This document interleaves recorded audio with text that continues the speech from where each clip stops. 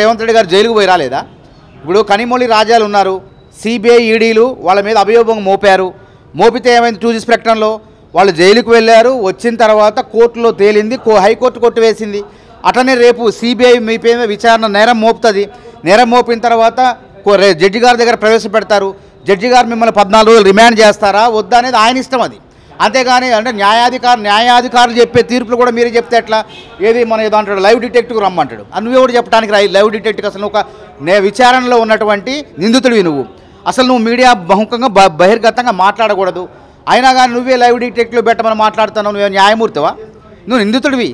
ఇప్పుడు నీ మీద నేరం మోపబడింది కాబట్టి అనవసరంగా వాళ్ళు ఈ విధంగా మాట్లాడి రేవంత్ రెడ్డి గారిని ఇష్టం వచ్చినట్టు మాట్లాడి వాళ్ళ పరువు వాళ్ళే తీసుకుంటున్నారు. ఇట్లానే ఒక ముఖ్యమంత్రిని పట్టుకొని ఇష్టం వచ్చినట్టు మాట్లాడే వాళ్ళని ఏమంటారు? లుచ్చాగాళ్ళు అంటారు. అయితే ఇంకోటి మరొకటి చూసుకుంటే అంటే ఒక 15 రోజులు జైల్లో పెడతారేమో. జైలుకు పోవడం కొత్త కాదు, ఖచ్చితంగా పెడితే పెట్టండి జైలుకు, ప్రజల కోసం దేనికైనా సిద్ధం అని చెప్పేసి కూడా కేటీఆర్ అంటున్నటువంటి పరిస్థితులు మనం చూద్దాం. ప్రజలను ఎందుకు లాగుతారంటున్నా? ప్రజలకేం సంబంధం అంటున్నా? ప్రజల కోసం నువ్వు ఎందుకు జైలుకు పోతున్నావు? ఫార్ములా 1 రేస్లో ప్రజల డబ్బును కాజేసినందుకు పోతున్నావు. ప్రజలు సంబరపడుతున్నారు. ప్రజలందరూ కూడా చూస్తున్నారు, ఎప్పుడు అరెస్ట్ చేస్తారని చూస్తున్నారు. మా సొమ్మును 10 ఏళ్ళు అధికారంలో ఉండి నియంతృత్వంగా పరిపాలించి మా హక్కులు లేకుండా ఇందిరా పార్కులో ధర్నా చేస్తామంటే మాపై దాడి చేసి ఆ పార్కును మూసివేసి నియంతృత్వంగా వ్యవహరించినందుకు ప్రజలు ఎప్పుడు విచారణ జరుపుతారని చెప్పి ప్రభుత్వాన్ని అడుగుతున్నారు. ప్రజలకేం సంబంధం లేదు. కవిత గారు అంటారు కేటీఆర్కి నోటీసులు ఇస్తే తెలంగాణ ప్రజలకు ఇచ్చినట్టే, లేదంటే కేసీఆర్కి నోటీసులు ఇస్తే తెలంగాణకు ప్రజలకు ఇచ్చినని చెప్పి కవిత గారు మాట్లాడుతున్నారు. మరి మీరు కవిత గారు మీ 100 కోట్ల అవినీతిలో తెలంగాణ ప్రజలకు వాటా ఉందా? చెప్పండి. ప్రజలకేం సంబంధం అంటున్నా? మీ నమస్తే తెలంగాణ పత్రికలో ప్రజలకు వాటా ఉందా? మీ టీ న్యూస్లో ప్రజలకు వాటా ఉందా? మీ అక్రమ ఫామ్ హౌస్ల్లో ప్రజలకు వాటా ఉందా? ప్రజలకు వాటా లేనప్పుడు వాళ్ళకేం సంబంధం ఉంటుంది అంటున్నా? ఈ కేసులో మీరు ప్రజలను ఎందుకు లాగుతున్నారు? ఇందులో కంటే మీరు చేసిన అవినీతికి ప్రజలు ఎందుకు లాగాలంటున్నా? కాబట్టి చట్టపరంగా ఎదుర్కోండి. చట్టానికి ఎవడు అతిథులు కాదు. రేపు మేము పోలేదు, మా మీద 40 కేసులు పెట్టారు.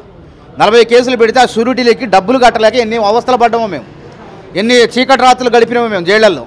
మేము పోలేదా? పోయి రావాలా? పోలీసు అంటే నువ్వు ఏసీబీని ఎదిరిస్తావు, చట్టం అంటే నీకు గౌరవం లేదు, కమిషన్లు అంటే గౌరవం లేదు, ఇష్టం వచ్చినట్టు మాట్లాడటం అనేది పద్ధతి కాదు. ప్రజలు గమనిస్తున్నారు.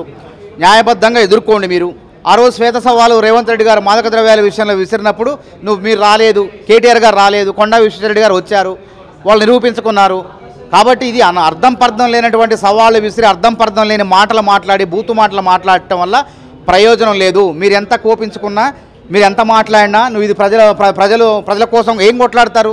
మేమే అంటున్నాం అసెంబ్లీకి వచ్చి మేము చేసే పనులుంటే మాట్లాడండి అంటున్నాం. అసెంబ్లీకి రారా నిలదీయమని అడుగుతున్నాం మేము. మీరు నిలదీయండి, ఏదన్నా ఉంటే ప్రశ్నించండి అంటున్నాం.